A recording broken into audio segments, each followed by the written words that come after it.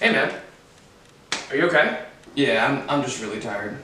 Oh man, didn't sleep well? No, not at all. I had a nightmare where only half of Andrew Reed's viewers were subscribed to his channel. Oh dude, that's terrible. Yeah, I just wish I had something that could make me feel awake again so I can, grind around the clock and crush every goal in my path. Oh dude, try this. It's got caffeine in it. Caffeine, huh? Will it fix my depression and give me a sense of purpose in this world? No, you'll still be depressed, but faster. Try it.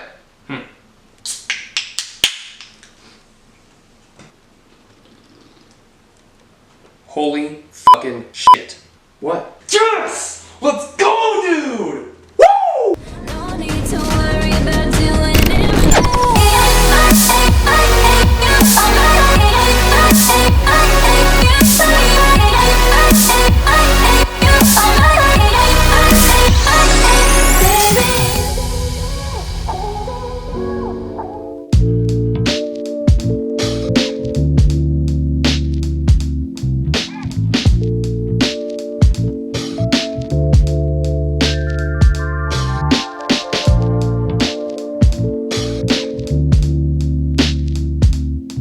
Action.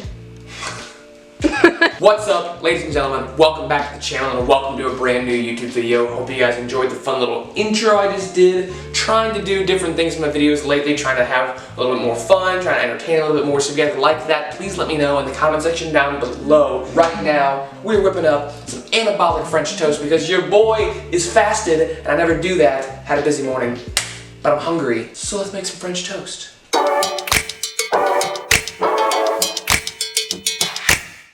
His turn when I roll up, spin around like a donut. Got a feeling that I can't lose. Show it off like it's new shoes. I got something you can't explain. La la la la. In the metaphysical kind of way. La la la la la. There's something magic inside my veins. La la la la. No matter what, I'ma do my thing. I'ma do my thing. Can you feel it?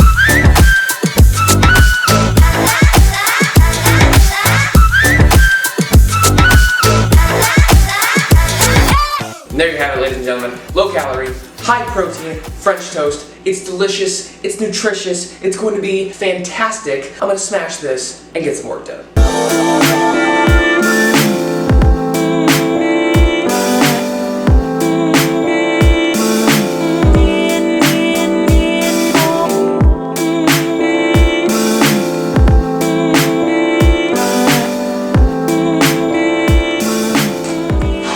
Wow. What an incredibly busy workday it has been.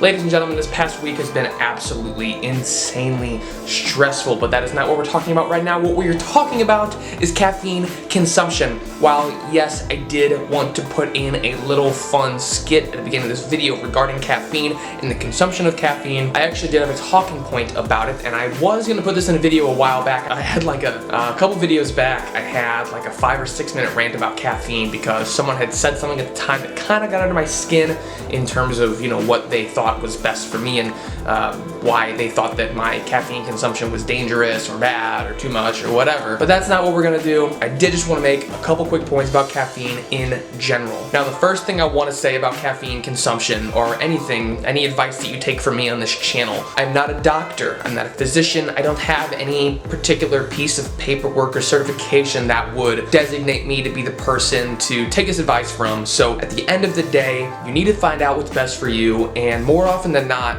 the only way to do that is through trial and error, and then if you feel like you have an issue with something, seeing someone who is certified to help you with said issue. Now, that being said, I can feel more comfortable about the liability not being on me, right? So, for caffeine in general, it is honestly one of the more studied supplements in the health and fitness space. I don't know a whole lot about the data behind said studies, but what I do know is that, to my knowledge, and I'll go ahead and put some studies on the screen, I'll research this in post-production and all that. To my knowledge, right around 400 milligrams is the intake to where an average person can regularly take in 400 milligrams of caffeine and see little to no adverse effects, right? To see little to no negative side effects. Now for me, my average is probably right around half a gram, about 500 milligrams. I would say 1 to 2 cups of coffee a day, maybe a Monster, I'd say 3 to 5 times a week.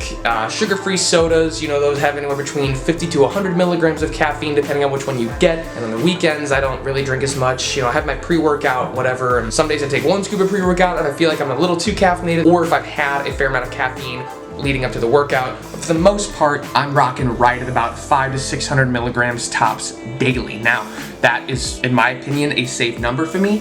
I have figured out that that is where I feel comfortable. That is where I feel stimulated, yet not anxious or overly stimulated, overly caffeinated, and I don't have really any problems falling asleep at night most nights. Now, I do set up some limits for myself. So let's just use my pre-workout for example. Right now, the pre-workout I'm taking is by Ghost Supplements, and the full serving size for 250 milligrams of caffeine is 2 scoops. There are days where I only take half a serving. I just take the 1 scoop because I've had 2 cups of coffee, or I've had a cup of coffee and a Monster. Like today, I've had a medium cold brew and a Monster. So I'm probably sitting right at about 300-ish milligrams if I had to guess. Typically, your cup of coffee on average, obviously some are going to fluctuate higher or lower based on the roast or whatever, where you get it from. A nitro cold brew is going to have more caffeine than a regular cold brew. Cold brew is going to have more caffeine than a regular cup of coffee. At the end of the day, a cup of coffee for me, I say between 70 to 100. I usually use 80 milligrams for 8 to 10 ounces, depending on where I get it from, but that's just a round number to kind of give myself an estimate of where I am for the day, right? So I didn't have any coffee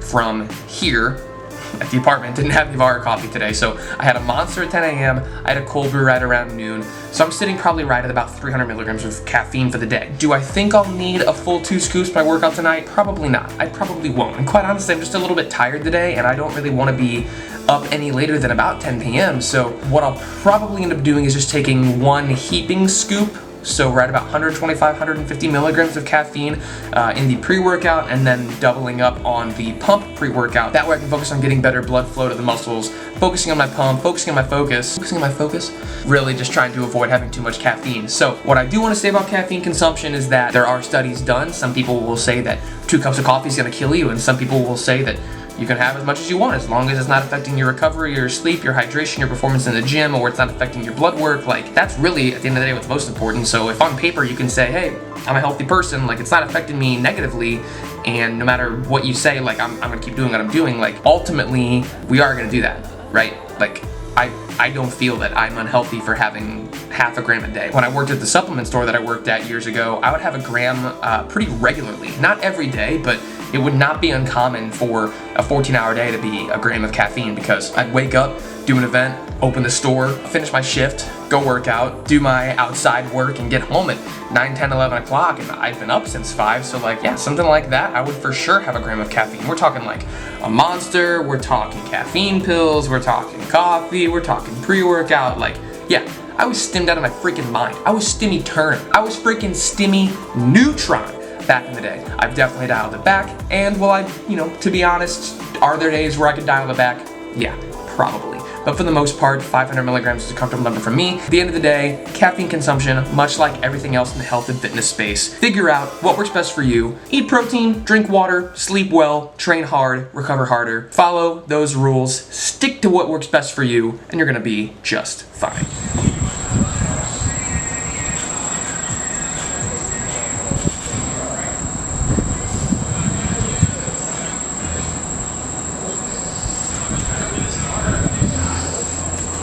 Final warm-up, 185 for a set of 5. Obviously, in this cut, strength is not a priority, and I prioritize higher reps with still challenging weight, but I prioritize hypertrophy and volume over overall strength. So I'm not really doing anything like heavy singles or doubles or triples. I think sets of 5 is pretty much the lowest I'm gonna go on anything, especially chest, because in terms of stamina, in terms of endurance, I don't have a whole lot of that in my chest, so definitely trying to build that, while also trying to lean out, build some muscle, and build some more aesthetically pleasing sights on the front part of my body. So that being said, every now and again, I do like to test my strength on a cut. For me, it's a good way to measure, well, first of all, measure my strength, obviously, but good way to measure any strength that I've lost and how to account for that.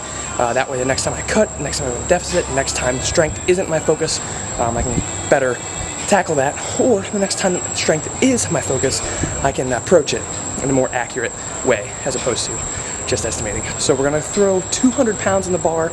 I'd like to get a triple. I'd probably like, at least I like to get 4 or 5 would be awesome. Let's see how it goes.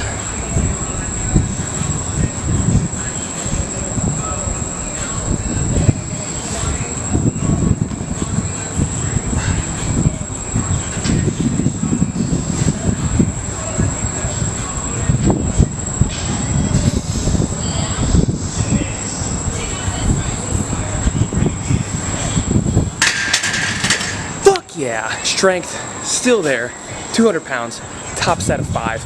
Probably could have went for 6, definitely could not have went for 7, but set of 5 at 200 pounds, being down 3 to 4 pounds from the last time I benched relatively heavy, I'm pretty fucking proud of that. We're gonna drop it down to 170, 175 pounds for 3 sets of 8 to 10, really focus on squeezing the chest together, and then we're gonna move on to one of my favorite chest movements.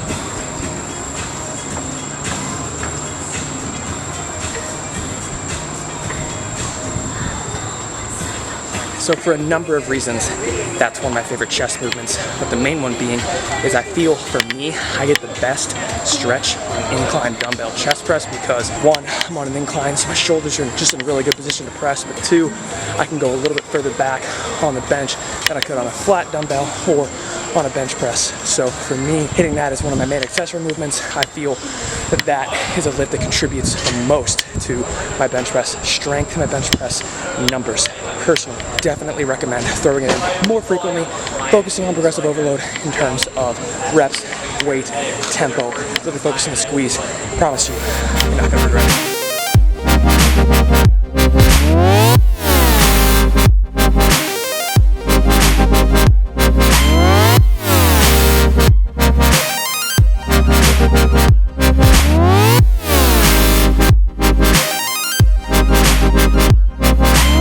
Okay, but first of all, can we admire this spread? We've got some high protein buffalo wings, a barbecue chicken pizza. Oh man, dinner about to go down. Do I look okay? You look amazing. All right, so before we dig in and before I sweat through my shirt because the AC is off because it's very loud, I did want to talk about why I'm having this meal tonight. The title of this video, No More Cheat Days. Is that right? That's right. Our cheat days, I'm gonna be consistently wiping my face, so please bear with me. It's not even that bad in here. It's so hot, dude. So normally, what we would do, especially me, we would diet all week, and then come Sunday, we would have our regular meals, which are probably between 1,500 to 2,000 calories, depending on when we had our cheat meal or whatever. So we already had pretty much a full day, and then we would inhale Domino's, and she would eat till she was full. Me, being the animal that I am, I would eat until I was full, and then I wanted to eat more, because like, my idea was that I have to go back to dieting tomorrow, so I better eat all of this while it's here. I don't want to have any leftovers, and we would normally buy like a large pizza, an order of garlic knots, some ice cream, cookies, candy, like you name it, like very, very easily, like for me anyway, a 7 to 8, maybe even a 9,000 calorie day, just because I didn't like want like a bug in you. Did you see that shit, dude? He's going everywhere. Well, that's not very cool. And I'm not cool myself because I'm sweaty. So I know, it's so fucking hot in here, dude. I hate it. Do you drink? You know I do. I'm gonna have a zero should sugar cool soda. I don't want to drink it. I just want to wear it. So because of that, we noticed that we were kind of just spinning the wheels. You know, like I would do really, really well all week without, even if I didn't have like a specific physical goal, I would do really, really well all week, and then Monday I just felt kind of like well, first of all, I felt like a busted can of biscuits after eating 4,000 calories of garlic knots and pizza, but obviously I didn't lose all that progress, but quite literally eating 4,000 calories, that's a pound. That's over a pound. Like I would gain a pound just on that alone, not including the rest of the food that I ate that day. In my current diet, my current routine, my current like cutting goal, I'm trying to lose a pound a week on average, so eating a pizza and garlic knots to myself would quite literally undo a week's worth of work. Dude, I'm gonna go through this shirt. I know. I'm gonna change it. I can feel it sticking to my back. So for tonight, we wanted to have a little bit more of like a relaxed meal, but we just made better choices. Is the whole idea, is that yes, can you still have pizza? Can you still have wings? Can you still have Soda, sure. Soda, get the 0 sugar. This Dr. Pepper cream soda, 0 sugar. Like it. It's the bee's knees, man. It's out of this world. Barbecue chicken pizza for the whole thing. We're gonna split it. 880 calories. That's 440 calories for 4 slices of pizza, whereas 4 slices of a large Domino's is gonna get you 12 to 1300 depending on what your toppings are. Right. And then the chicken wings, we got 10 ounces of chicken, 60 grams of oat flour here, and then 0 calorie sauce. Yeah. And protein ranch. This is just Greek yogurt and ranch dip, dude. Like, Yeah. when our dessert, we're gonna split a pint of Halo Top instead of having one to ourselves. We're still making the better choice there because, quite honestly, after all this, do we need our own pint of Halo Top? No, not at all. Okay. So, by making the better choices, we have we're gonna call this 900, we're gonna round up. That's about 500. Halo Top's gonna be about 400. It's Yeah. 370, but we'll round up. Yeah. So we got what, 1800 calories for all of this, and we saved our carbs. We kind of backloaded our carbs and calories throughout the day. Like I still have, like even after this, I think I still have 400 calories left after all of this. I haven't tried to Halo Top yet, but. Yes, I also have that. But yeah, before Halo Top, I have like 480 calories or something left. So that's perfect. We're gonna be on target with our macros and our calories, and we're still eating the foods that we enjoy. So the whole point of this is that for the rest of this cut, we're not doing cheat days, but on days where we feel like splurging a little bit more, we're just making the better choice in a proactive manner. Just having a little bit more discipline with the food that you choose, I think, is always my biggest thing. Because like when I want junk food, like I want pizza or mac and cheese, but obviously that's not gonna help. Right, at least not your typical version. And like, I'm not demonizing any food at all. If you wanna have regular mac and cheese with butter, milk, whatever, fucking do it, man. All power to you. But for us right now, given our aesthetic goal, given our, I'll just say that, given our aesthetic goal and the deadline that we have, that we set for ourselves, we're in a position where would we really enjoy some fatty, buttery, creamy mac and cheese? Yes, most certainly. However, is it going to be worth feeling poorly physically and then mentally after eating it? But we're also working on not feeling poorly. Right. If we don't eat the right thing. Right. Because that's not gonna help anybody. No, it's all about creating a healthy relationship with food, and that's coming from someone who has never had a healthy relationship with food on either end of the spectrum. So being able to eat pizza and wings in a way that's still conducive to our goals but also kind of kills that craving, it helps with that relationship with food and it helps us stay on track. So our food's getting cold, so we're gonna eat this, but that is the whole idea. You don't have to not eat the foods that you enjoy. You don't have to just eat chicken and rice. You don't have to just eat whatever's on your meal plan. Find foods that you enjoy and that fit into your caloric intake, that fit into your meal plan. Get creative with your food because otherwise it gets boring, and that's when I always am like, screw it. Well, and for tonight, we're still having pizza and wings, and it's still gonna be fantastic. It's just not gonna be the 4,000 to 5,000 calorie meal that regular pizza and wings normally would be. Right. So, For sure. at the end of the day, make healthier choices. Find the foods that you like. Get an apartment that has central air so you don't sweat through t-shirts in a 10-minute video. It's really not that bad. We're gonna eat this food because we're both ravenous. Thank you guys for watching. Please guys, if you haven't yet, leave the video a thumbs up if you enjoyed it. If you found any of this valuable, please let me know in the comment section down below. I'm chasing 1,000 subscribers. 000. 000. If you enjoy my content, please hit subscribe if you have not yet already. Join the movement. I'm gonna show you can do whatever you want, whatever you need to do with the right amount of work and drive, motivation, inspiration. Andrew. I'll see you guys in the next video. Peace.